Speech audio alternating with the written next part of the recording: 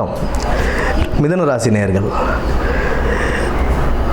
மிதுன ராசிக்கு இந்த குரு பயிற்சி 2025ஆம் ஆண்டு குரு பயிற்சி எப்படி இருக்குது அப்படின்னு பார்த்தோம்னா, விரயஸ்தானத்தில் இருந்த குரு பகவான் இப்போது ஜென்ம குருவாக வருகிறார். உங்களுடைய ராசிக்கே குரு வருகிறார். குரு ஜென்ம குருவாக வந்தாலும் குருவின் பார்வை, குரு பார்க்க கோடி புண்ணியம் சொல்லுவாங்க, குரு பார்க்க கோடி நன்மைகள்.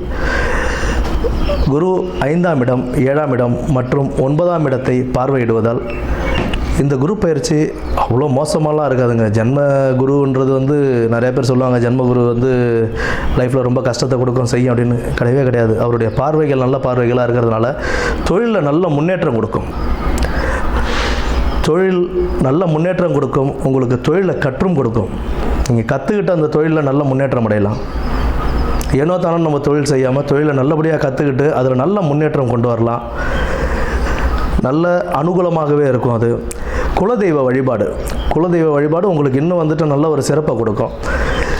திருமணம் கைகூடும். 7ஆம் இடத்தை குரு பகவான் பார்க்கறதுனால திருமணம் கைகூடுறதுக்கான வாய்ப்புகள் அதிகம் உண்டு.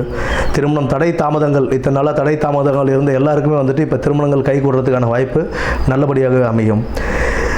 நல்ல பூர்வ புண்ணியஸ்தானம், பூர்வ புண்ணியஸ்தானத்தையும் குரு பகவான் பார்க்கறதுனால உங்களுக்கு பல நன்மைகளையும் கொடுப்பார். காதல் கைகூடும். காதல் கைகூடுறதுக்கான வாய்ப்புகள் உண்டு. பட் காதல் கைகூடும் அப்படின்னா பெற்றோர்களின் ஆசீர்வாதத்தோடு செய்து கொள்வது இன்னும் சிறப்பு. குரு பகவானை பொறுத்த வரைக்கும் எப்படி அப்படின்னா, நம்மளுடைய குருமார்கள், நமக்கு சொல்லிக் கொடுத்த ஆசான்கள், அவங்களையும் பெற்றோர்களையும் வணங்கி நம்ம எந்தளவுக்கு பணிவோடு இருக்கோமோ அவங்கக்கிட்ட, அதுக்குண்டான பலன்கள் நமக்கு கைமேலேயே கிடைக்கும். குரு பகவான் 9ஆம் இடத்தை பார்ப்பது ஒரு நல்ல அமோகம். தொழிலில் ஒரு நல்ல முன்னேற்றம் கிடைக்கும்.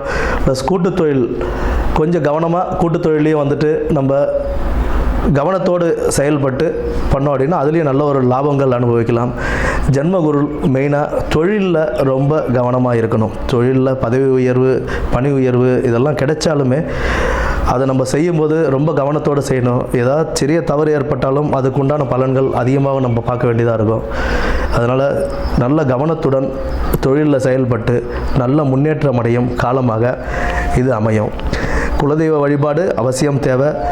எந்த ஒரு வேலை செஞ்சாலும் திட்டமிட்டு தெளிவோடு செய்யுங்க. மனசில் ஃபஸ்ட்டு தெளிவு கொண்டு வந்துடுங்க. மனக்குழப்பம் இருக்க தான் செய்யும்.